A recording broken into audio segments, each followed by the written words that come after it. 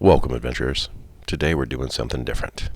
I'm not building anything, but I am going to start the video by thanking my patrons, HM Girl Potpourri and Ryer Tonic, and my longest running patron, LAJ. Their support and input has been amazing. You could do that too. You can subscribe, like, share, and if you want to further support me, Patreon is a great option. Links in the description. Now, a year ago, I started the video series with these real cheap 3" by 3" tiles, and boy, can you tell. I mean, it's crazy. When I look at these, I realize how far I've come in 12 months. I thought these were really awesome. Well, that one is really awesome. But I thought they were amazing, and seeing what I could do today, I realized they weren't. Even using the backdrop of my only miniature painting video. I still have Tiny running around. You see Tiny in many videos when I'm displaying the various terrain I've built. Tiny's always going to be around. Tiny is key to me continuing. Now here's the first big terrain piece I did. It's about 1 foot by 1 foot by a foot. And it's so simple and so basic, and yet I put a lot of time and effort into trying to make this one look right, and still messed it up. Where the spray paint melted some of the foam, the colors weren't quite right. I think the rust turned out well. I was still trying to learn scale and understand that. And here I was making some scatter rock terrain. I wanted it to look like, the American Southwest deserts with tiered rocks and pools of colored water, that are filled with minerals. I think they turned out neat. It's also where I made my terrain paste and figured out which one of these I liked better when it comes to that. Now this, of course, is one of my lowest viewed videos, and it's the basalt rock cliff formation that's fully playable with scatter terrain pieces and everything. But nobody really seemed to care about it but me, and I was so stoked about this video. I love the way this turned out. I love the texture in the rock. How I got everything to look, and of course this is the back side of it. A waterfall, sewer pipe kind of post-industrial disaster looking thing. The pond is detachable, and my first major failure in resin pouring. I learned a lot from these videos, from making them, from the comments I got from viewers, and so I went a step further and made these. Shipping containers, stackable.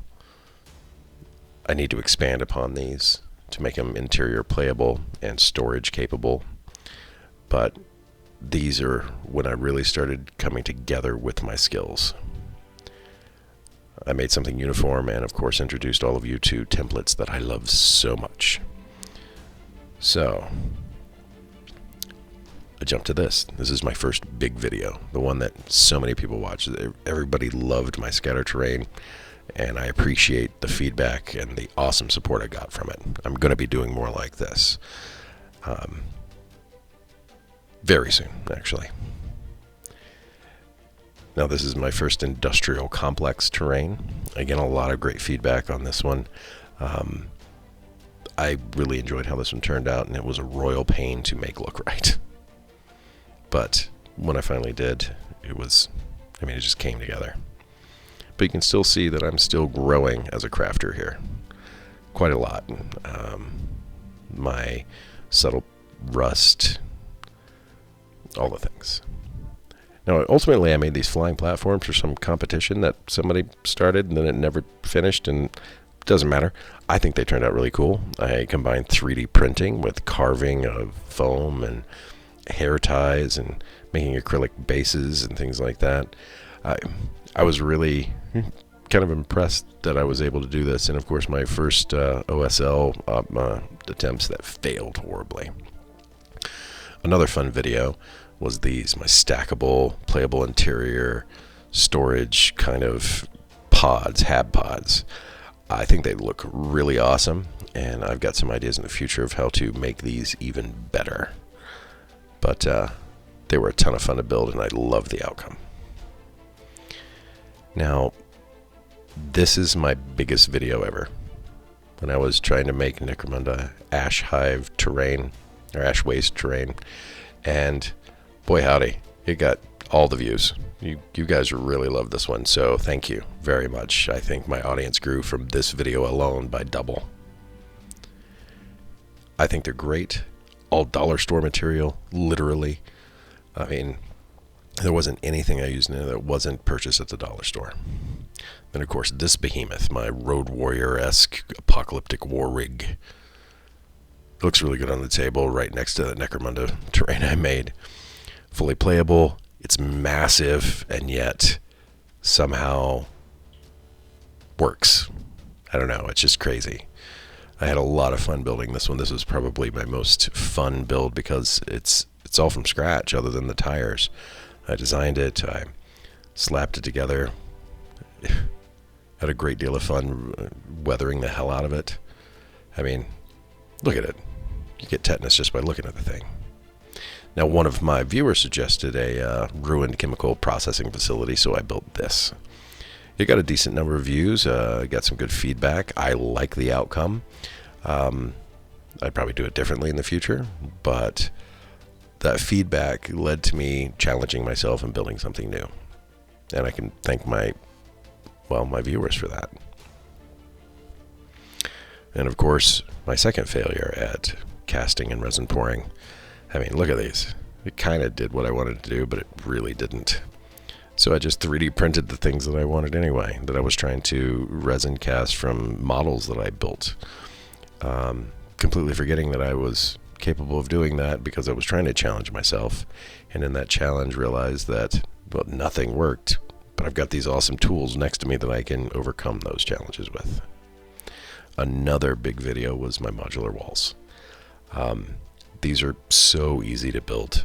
I mean, it only was a few hours of work to build them, paint them, and slap them on the table. And with them, I can create endless corridors and walls and, you know, all the things.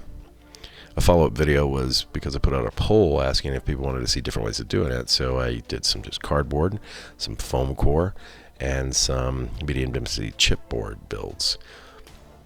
Also, very quick and easy to build. Very modular, light, easy to stack and store because they're very thin. I enjoyed those. And it's the same basic principle. Obviously, volcanic terrain inspired by the region of the Craters of the Moon National Park. I was using a lot of rock molds and some techniques to try to make that layered magma flow look. I really used a lot of flocking on that and loved it. Of course, my catwalks, which are interchangeable with any other terrain that I've made, because you gotta have catwalks in, you know, wargaming and tabletop role-playing. You just gotta. That three-dimensional space you're utilizing makes for a much more interesting game, whether it's wargaming or role-playing. These were awesome and fun to build and use different techniques and materials that I'm used to using. Like the placemat material used for the tread. I really enjoy how it gives it a better industrial look. Now this is my pride and joy. I 3D designed all the panels, all the floor. I wired it up with electric lights. I printed it all off on my 3D printers and painted it up to make my first and only diorama to date. I'm still working on a way to make the STL files available to my patrons, and I've got some plans in the works for that. And of course, my scratch-built stackable buildings here. The Spirited Adventure bar for, well, whatever. It's a combination of 3D design as well as physical crafting. I think it challenged me in great ways and also allowed me to really show some of the talents that I've been developing. I think this, when I did an image search on that, it brought up a lot of Star Wars stuff. Of course, a more scatter train of giant rusted pipes and barricades and some sort of, again, failed attempt at OSL. I really need to practice object source lighting. One of these days I'm going to get it right. And then probably never be able to reproduce it again. But I'll have one piece that looks amazing. And of course, another war rig. This is a kid's toy I got at the Goodwill, and I just started slapping stuff together on it. There's laundry detergent bottles and plastic and wire mesh, anything I could find, cardboard. It's all there, and it looks fun. I'd love to drive this truck. And of course, my modular fortress system. It's magnetic, so that it holds itself together, as well as holding pieces of additional terrain and barricades on top of it.